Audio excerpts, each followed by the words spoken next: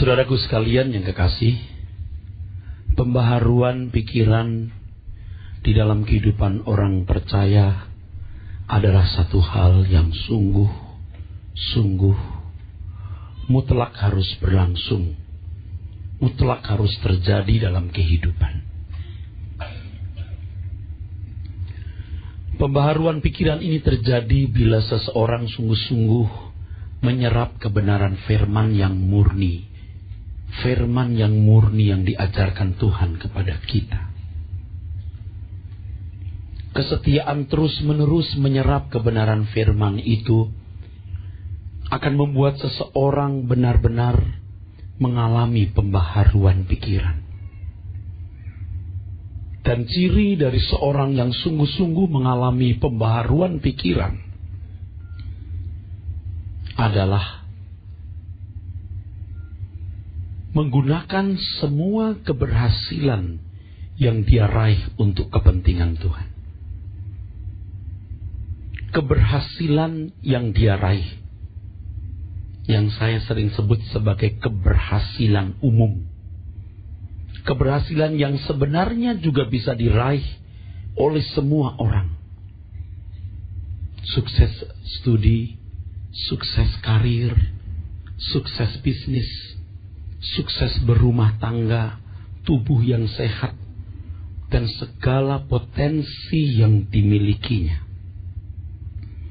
Memang kemudian masalahnya adalah bagaimana menggunakan keberhasilan umum ini menjadi sesuatu yang efektif, sesuatu yang sungguh-sungguh berguna untuk kepentingan Tuhan. Di sini seseorang membutuhkan hikmat Tuhan. Seseorang membutuhkan kecerdasan roh.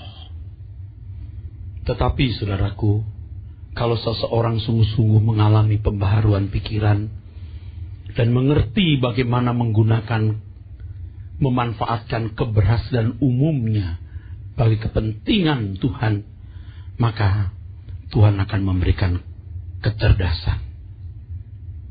Jadi misalnya seseorang berhasil meraih keberhasilan dalam bisnis, uangnya berlimpah. Ia perlu punya kecerdasan atau hikmat untuk mengelola uang tersebut, saudaraku. Ia tidak bisa sembarangan menyerahkan uangnya di satu gereja atau di lembaga misi Kristen misalnya. Salah-salah dia merusak pekerjaan Tuhan atau pelayan-pelayan Tuhan yang mengelola uang itu. Di sini dibutuhkan kecerdasan atau hikmat. Saudaraku sekalian yang kekasih, tetapi yang hendak saya bicarakan pada kesempatan ini adalah kalau Tuhan memberikan kita kehidupan dan kita menyelenggarakan kehidupan itu, saudara, seharusnya kita sungguh-sungguh mempersembahkan, atau sekarang kita harus punya satu niat, satu tekad, satu komitmen untuk mempersembahkan keberhasilan yang kita raih itu bagi Tuhan. Sebab Tuhan yang mempunyai kehidupan, Tuhan yang mempercayakan kehidupan kepada kita, dan Tuhan yang akan pasti meminta pertanggungjawaban atas kehidupan yang diberikannya kepada kita itu. Mari kita lihat, saudaraku, Yesaya pasal 64. Yesaya pasal 64 melanjutkan apa yang telah saya bicarakan pada pertemuan terdahulu. Yesaya pasal 64, saudara. Kita mulai dari ayat 1. Demikian firman Tuhan. Sekiranya engkau mengoyakkan langit dan engkau turun, sehingga gunung-gunung goyang di hadapanmu, seperti api membuat ranggas menyala-nyala, dan seperti api membuat air mendidih, untuk membuat namamu dikenal oleh lawan-lawanmu, sehingga bangsa-bangsa gemetar di hadapanmu. Karena engkau melakukan kedahsyatan yang tidak kami harapkan, seperti tidak pernah didengar orang sejak dahulu kala. Ya. Ayat ini, saudaraku, menginformasikan satu hal yang pasti, bahwa suatu hari Tuhan akan berperkara dengan umatnya. Satu hari nanti setiap kita harus berperkara dengan Tuhan. Tuhan akan memperkarakan kehidupan yang dipercayakan kepada kita. Pelayanan pekerjaan Tuhan adalah pelayanan yang mempersiapkan sidang jemaat untuk mampu berdiri di hadapan Tuhan.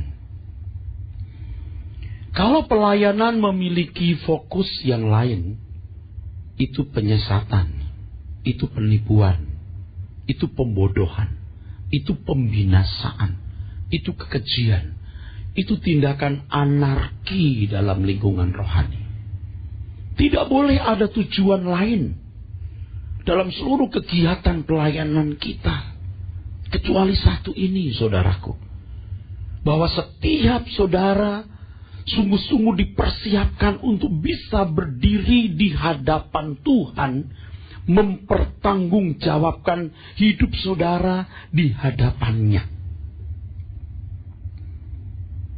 Yakinkah saudara saat ini, kalau saudara berhadapan dengan Tuhan, saudara bisa berdiri dan mampu mempertanggungjawabkan diri saudara di hadapannya? Terus terang saya tidak yakin. Artinya banyak orang yang sebenarnya belum siap mempertanggungjawabkan hidupnya di hadapan Tuhan. Karena tidak tahu bagaimana mempertanggungjawabkan hidup ini, atau mungkin tidak mau tahu. Yesaya pasal 64 ayat yang ke-6. Nanti kita baca ayat yang ke-4, ke-5 nanti. Sekarang ayat yang ke-6 dulu. Demikianlah kami sekalian seperti seorang najis, dan segala kesalehan kami seperti kain kotor. Kami sekalian menjadi layu seperti daun, dan kami lenyap oleh kejahatan kami, seperti daun dilenyapkan oleh angin. Saudaraku, perhatikan kalimat ini, saudara. Kesalehan kami seperti kain kotor. Dalam bahasa Ibrani, kata kesalehan yang saya sudah singgung dalam pertemuan terdahulu, terjemahan dari sedekah. Sedekah. Yang artinya kemakmuran. Yang bisa berarti juga kemakmuran.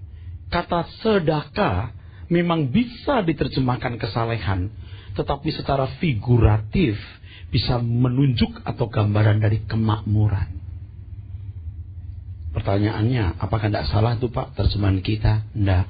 Coba saudara tangkap apa yang saya jelaskan ini. Orang itu berusaha untuk bahagia, siapapun. Orang berusaha untuk hidup senang. Semua orang berusaha untuk hidup makmur. Prosper. Sedekah, prosperity, kemakmuran. Kenapa demikian? Ya demikianlah naluriah manusia pada umumnya. Dan untuk mencapai kesenangan, kebahagiaan, kemakmuran, orang harus berhati-hati hidup. Dimanapun. Siapa sih orang yang mau masuk penjara? Siapa sih orang yang mau dikucilkan masyarakat? Di mana-mana juga ada hukum moral. Ada etika. Setiap bangsa memiliki etika. Dan kalau orang mau nyaman, mau bahagia, mau sukacita, mau aman, mau makmur, harus saleh. Harus berbuat baik. Nyambung kan saudara? Ada usaha yang disebut kesalehan itu supaya memiliki kemakmuran. Alkitab mengatakan kemakmuran kami ini seperti kain kotor. Nah, kata kotor di sini menarik sekali, sangat menarik. Ternyata dalam teks bahasa Ibraninya, teks Hebrew Ibrani, terjemahan dari kata idim. Kata idim ini dalam bahasa Inggris diterjemahkan the menstrual flux. The menstrual flux. Menstrual flux itu artinya aliran menstruasi. Dan saudara perlu tahu bahwa orang-orang Yahudi itu menganggap darah kotor mens itu najis. Jadi kain kotor, kain yang dipakai untuk membersihkan menstrual flux itu. Kemakmuran kami seperti kain kotor itu, najis. Maksudnya apa, saudara? Itu artinya dalam sekali. Dokter ginekolog mengakui bahwa proses pembuahan di dalam rahim wanita itu misteri dan dahsyat. Bagaimana ovum bertemu dengan sperma menjadi zigot, dari zigot menjadi janin, itu luar biasa. Di dalam rahim wanita itu ada darah yang punya potensi yang luar biasa yang manusia tidak bisa ciptakan. Dan bila dibuai, itu bisa menciptakan manusia yang sempurna. Bila dibuai.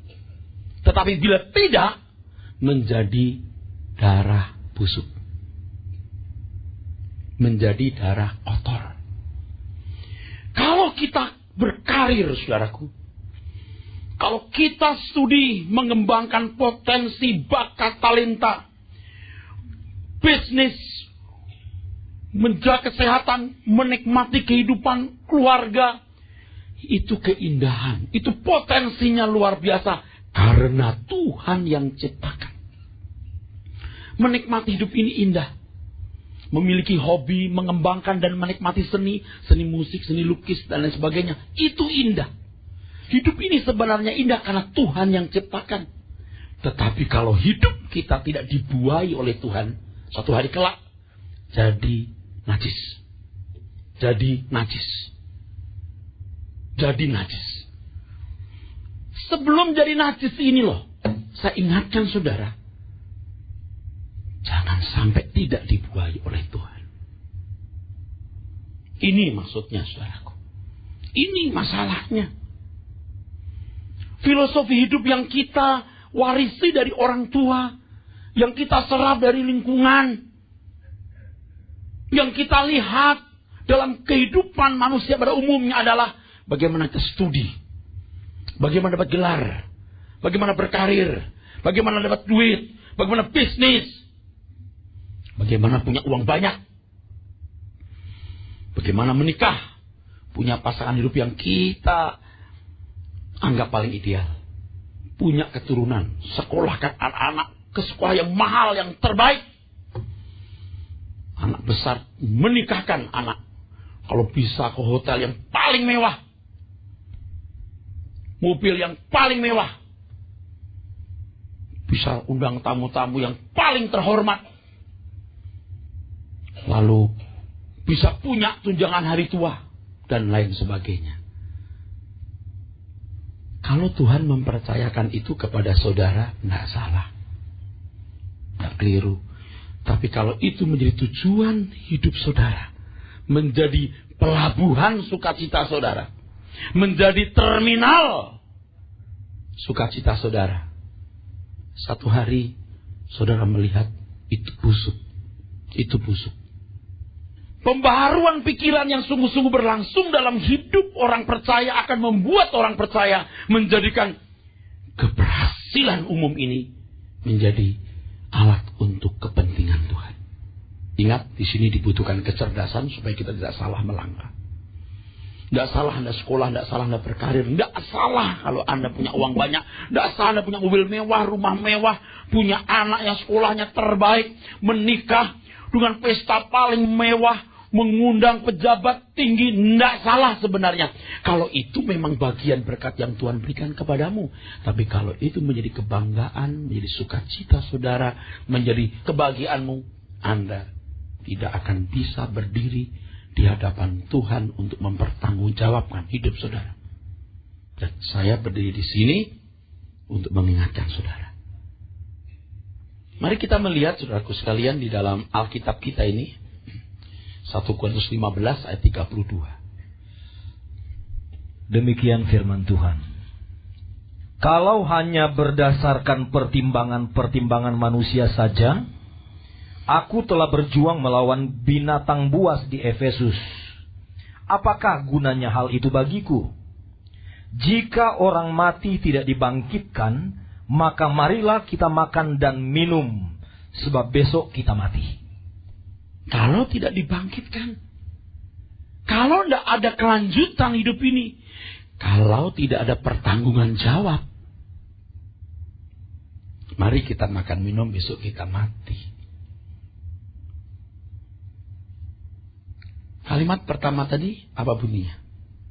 Kalau hanya berdasarkan pertimbangan-pertimbangan manusia saja, itu teks aslinya kata antropon. If after the manner of man, jika berdasarkan kebiasaan hidup. Dalam terjemahan New International Version diterjemahkan for merely human reasons, alasan kemanusiaan semata-mata. Tapi dalam Alkitab Good News Bible diterjemahkan motif, human motive. Kita punya motif hidup. 1 Petrus pasal 1 ayat 18. Itulah yang Alkitab katakan diwarisi dari nenek moyang. Bapak Ibu perhatikan saya. Sebenarnya setiap kita itu sudah punya bangunan. Setiap kita ini sudah punya bangunan Bapak Ibu. Yang namanya gaya hidup, cara hidup. Dalam bahasa Yunani kita menemukan patro paradoto. Patro paradoto. Bangunan. Dan bangunan lifestyle, bangunan gaya hidup kita ini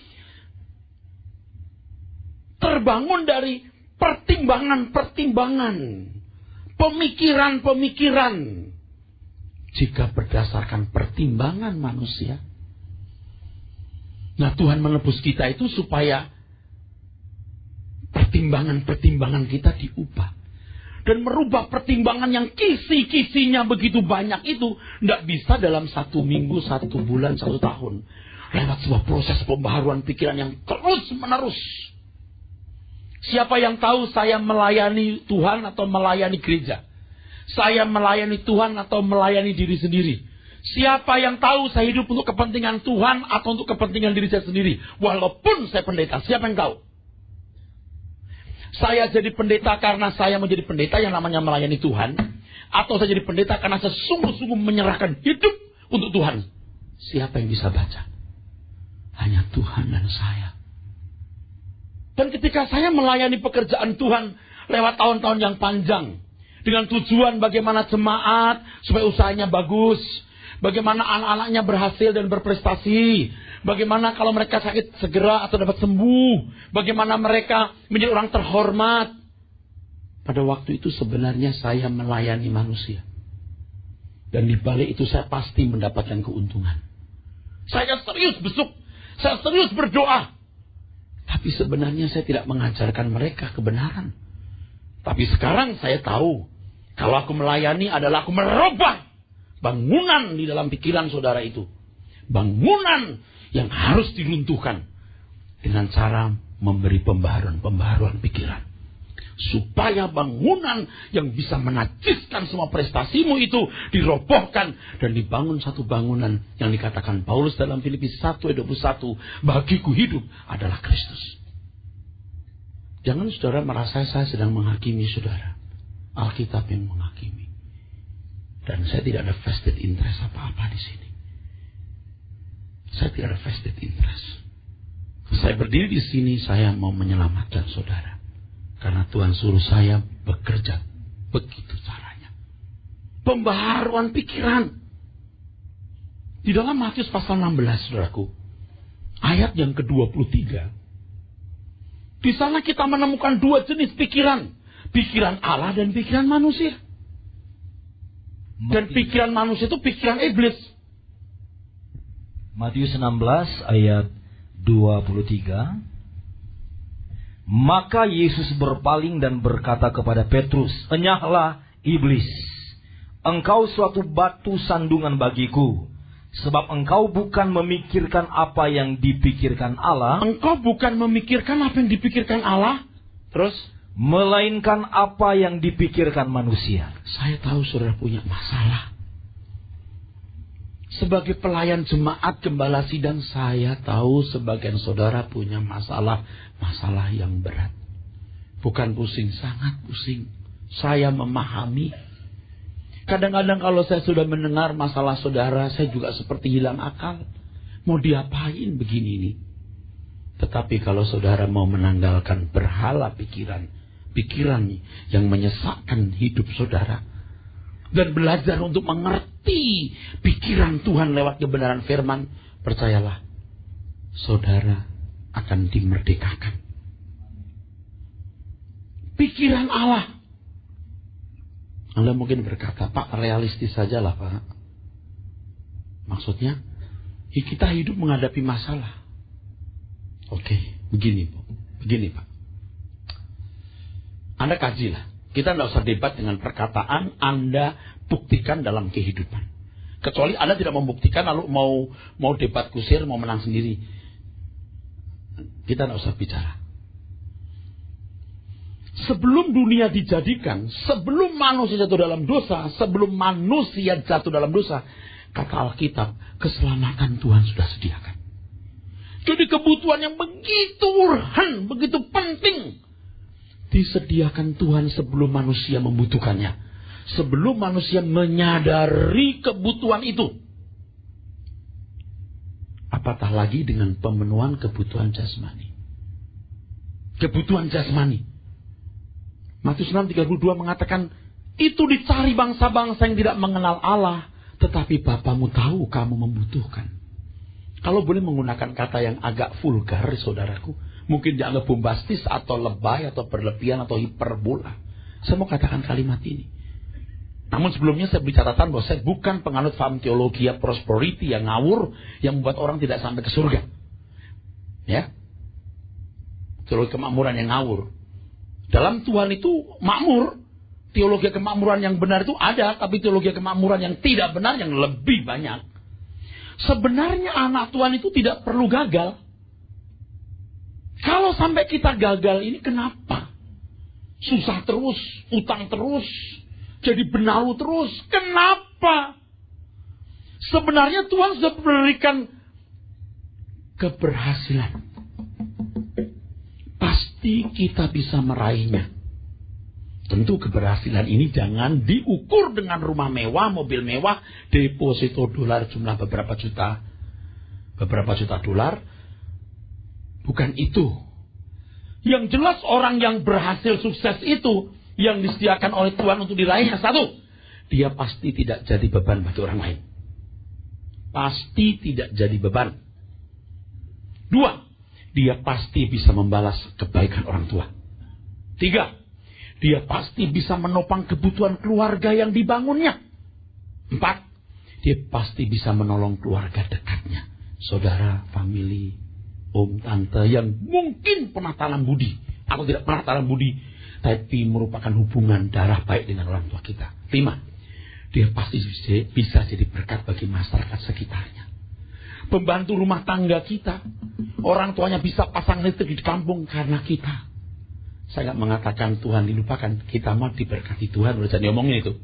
Amin. Sopir kita punya anak sampai STM lulus karena kita. Kita yang jadi berkat loh. Tukang yang kerja 3 minggu di rumah, perbaiki dapur kayak itu kayak. Kita jadi saluran berkat. Ini contoh kecil, belum contoh yang lain, saudara. Jadi berkat. Kalau saudara punya perusahaan, saudara bisa menghidupi sekian ratus karyawan, katakanlah 50 pegawai. 50 yang menikah sudah 40 orang, sudah 80. Belum anak-anaknya, bisa 150. Belum orang tuanya, saudara jadi berkat. Oleh sebab itu, anak-anak muda, kamu harus sekolah rajin. Kuliah giat. Kembangkan potensi, raih keberhasilan itu. Karena itu disediakan Tuhan untukmu. Kalau sampai orang gagal, tidak bisa berhasil tadi, dua alasannya. Satu, dia tidak mengoptimalkan apa yang ada padanya. Malas. Dua, udah kerja keras kok masih begini. Anda pasti punya watak tidak benar.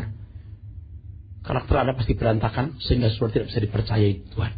Kalau kedua-duanya sudah dipenuhi, tapi masih begini Pak. Ada sesuatu yang Tuhan kerjakan, tunggu saja. Tuhan tidak akan buat Anda termehek-mehek terus. Keberhasilan itu disediakan. Tapi kok saya begini? Kenapa? Masalah rumah tangga begini, oke. Dulu you pilih suami, mestinya bukan dia. Maaf ya, mestinya. You pilih istri, mestinya bukan dia. Nah sekarang, sudah terlanjur begini, bertanggung jawablah. Tuhan akan mendampingimu di tengah keadaan yang sulit ini. Dan yang pasti saya beritahu, Tuhan bela kamu. Ini pasti ibu-ibu yang aminnya keras. Karena ibu-ibu yang teraniaya. Saudaraku sekalian yang kekasih. Ada pikiran Allah, pikiran manusia. Nah, Bapak Ibu saudaraku sekalian yang kekasih, ini kabar baik. Kita menjadi anak-anak Tuhan itu dipanggil untuk boleh memiliki pikiran Tuhan. Itu luar biasa. Tapi merubah pikiran manusia jadi pikiran Tuhan perlu waktu panjang. Murid-murid Tuhan Yesus pun bodoh-bodoh. Pada mulanya ikut gelombang besar orang Yahudi yang duniawi yang mau mengangkat Yesus sebagai raja. Murid-murid itu begitu. Lalu mau menahan Tuhan Yesus ke Yerusalem supaya jangan disalib. Itu pikiran salah. Lalu berkata minta supaya jadi hulu balang jadi menteri-menteri kalau Tuhan Yesus jadi raja. Raja di bumi ini maksudnya. Nah ngerti maksud Tuhan Yesus. Sudah bangkit dari kubur pun murid-murid masih berkata, kapan Tuhan memulihkan kerajaan bagi Israel? Pikirannya duniawi, bodoh. Tetapi satu hal yang dimiliki murid-murid itu yang kita harus contoh. Mereka setia terus. Sampai kebuka pikirannya. Saudara kalau tidak mengerti apa yang saya kemukakan, jangan marah dulu. Duduk, diam, dengar terus. Sampai saudara mengerti. Dan ini akan menyelamatkan saudara. Ini akan menyelamatkan saudara.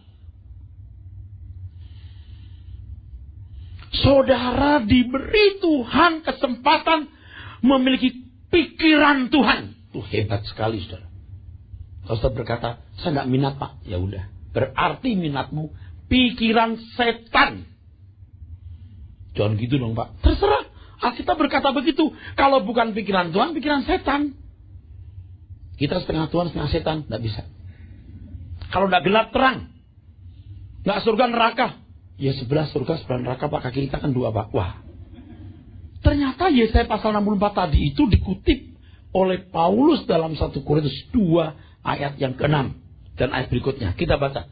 Ini luar biasa. Demikian firman Tuhan. Sungguh pun demikian kami memberitakan hikmat di kalangan mereka yang telah matang. Sorry. Kalau tidak matang-matang benar, bicara seperti ini sulit. Saudara pun sulit menerimanya. Dan mungkin berkata, apa sih yang diomongin? Pendeta itu bicara seperti sudah tidak di dunia lagi. Justru saya sedang di dunia. Kalau di surga kita tidak punya kesempatan bertobat. Kalau anak-anak itu ya, yang tidak tahu diri itu. Disuruh belajar tidak mau. Main game terus. Nakal, tidak mau belajar. Naik kelas terus. Orang tua bilang, nak kamu jadi apa nanti? Jadi apa aja? Nggak tahu dia. Nggak ngerasain tuh punya istri, punya anak nangis, nggak ada susu, diusir kontrakan, nggak ngerasain. Belum kalau terpaksa nyolong masuk penjara, belum ngerasain. Itu anak-anak yang kurang ngajar, bandel itu begitu. Orang tua itu sudah punya pertimbangan, pola berpikir yang luas. Kalau Anda punya pola berpikir rohani, pikiran Allah, sudah punya berpikir sudah beyond the grave. Di balik kubur Anda sudah punya pertimbangan itu. Kalau diajak ngomong begini nih, amin saja. Udah matang. Jangan berkata, apa sih itu pendeta? Itu mulu khotbahnya. Dia itu mau apa sih? Saya jawab, gua gak mau apa-apa. Saudara itu akan berhadapan dengan Tuhan. Terutama yang usia di atas 50 tahun ini loh.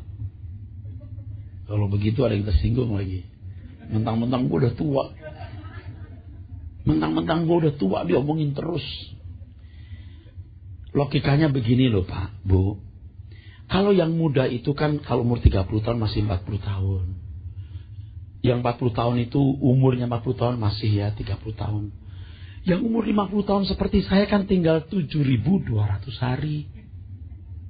Yang sudah 60 tahun tinggal 3.600 hari. Itu kalau umur standar 70 ya. Yang sudah 70 tahun itu sudah masuk ruang tunggu. Oke, saya masih 20 tahun, oh masih lama. Belanda masih jauh. Belanda bisa dilihat pakai teropong waktu perang gerilya.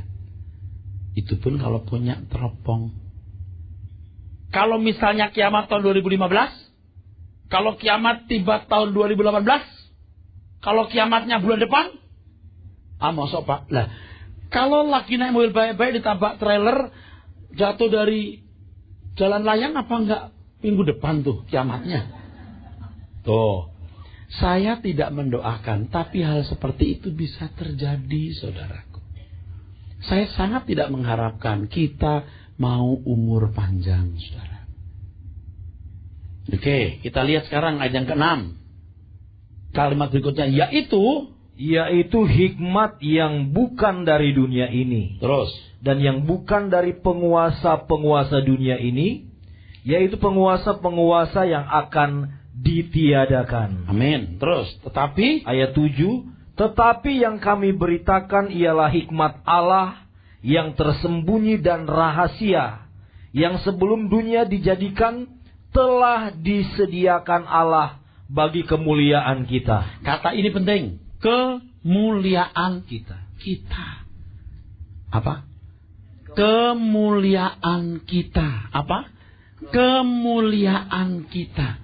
Nih, saya yakin banyak pendengar, banyak saudara yang asing kemuliaan kita. Apa sih? Tuh. Apa sih?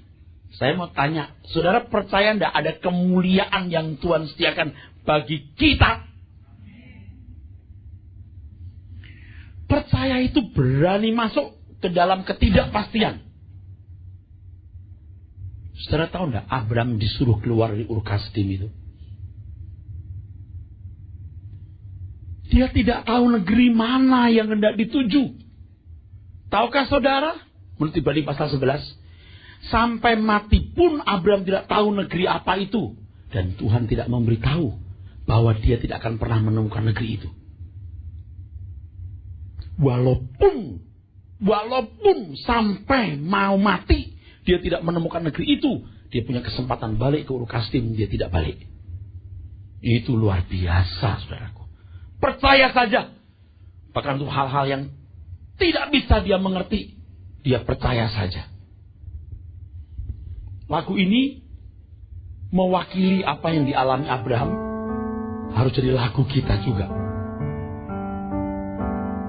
Tersembunyi ujung jalan, hampir atau masih jauh, ku dibimbing tangan Tuhan ke negeri yang tak ku tahu. Bapa ajar aku ikut, apa juga maksudmu, tak bersangsi atau takut, beriman tetap teguh. Tak bersangsi atau takut. Tuhan berkata kepada Adam dan Hawa, kamu jangan makan buah ini. Buah yang lain boleh kau makan, tapi buah yang satu ini jangan kau makan. Pada hari kau makan buah itu, kamu akan mati. Kalau pikiran sekarang begini, emangnya kenapa? Nggak usah tanya, pokoknya mati aja loh. Makan buah ini. Dalam kebingungan, kalau maaf ya, dalam ketidaktahuan maksud saya, iblis memberikan kabar baik untuk Hawa. Injil yang palsu. Hawa, kalau kau makan buah ini, kamu tidak mati. Kamu menjadi seperti Allah. Dilihat menarik juga. Sedap kelihatannya, menarik untuk dimakan. Wah. Injil menurut setan. The salvation of Satan atau Satan's salvation. Keselamatan dari setan. Kalau kau makan buah ini, kamu menjadi seperti Allah. Coba, apa kira-kira yang timbul dalam pikiran si Hawa? Kenapa Allah menyembunyikan ini daripadaku? Takut ya disaingi. Curiga kepada Tuhan, curiga. Dia makan itu. Dia makan. Saudara, setan itu liciknya luar biasa. Apa yang saya sampaikan kepada saudara ini Injil yang benar. Usahakan masuk jalan sempit.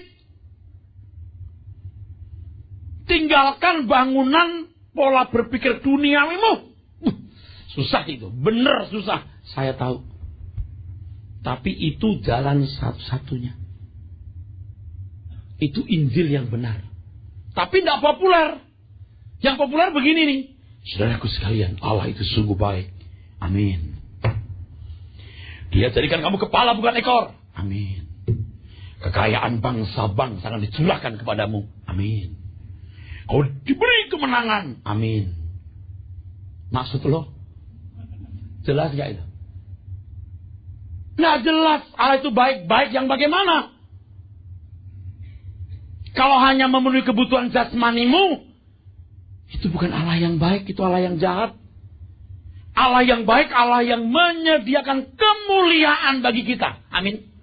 Yang ditawarkan, yang dijual di mimbar ini, kemuliaan itu, bukan yang lain. Pak Pendeta, doakan saya Pak Pendeta supaya kerjaan saya bagus. Kamu nyolong gak di perusahaan? Kamu rajin gak? Kamu setia gak kepada pimpinanmu?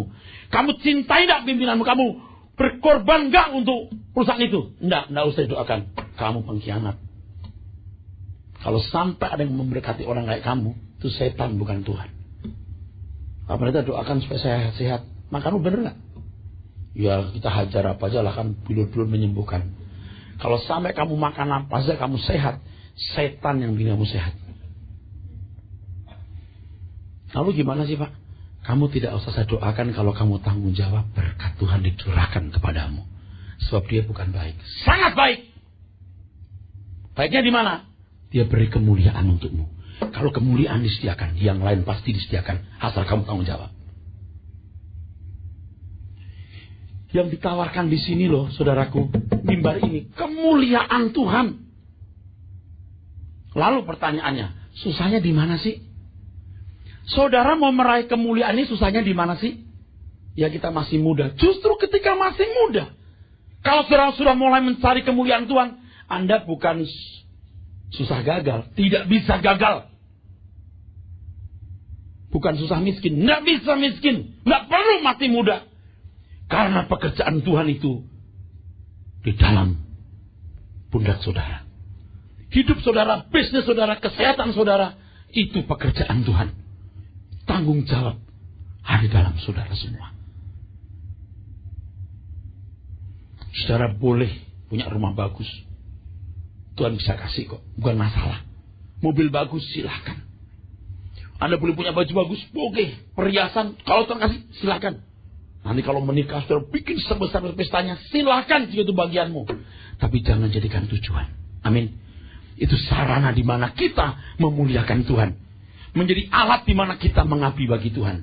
Cuman caranya perlu kecerdasan.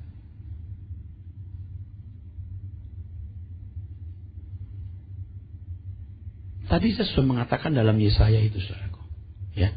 Tapi sebelum itu kita baca terus dalam 1 Korintus 2 ini. Baca Pak. Ayat berikutnya. Supaya saudara tahu di mana nyambungnya. 1 Korintus pasal 2. Ayat berikutnya Pak. Ayat 8. 1 Korintus 2 ayat 8. Ya.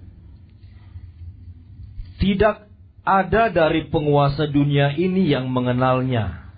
Sebab kalau sekiranya mereka mengenalnya, mereka tidak menyalibkan Tuhan yang mulia. Ya, termasuk orang-orang Yahudi yang dikasih makan roti, lalu mau mengangkat Tuhan Yesus dari raja. Di Yohanes pasal 6, Tuhan menolak.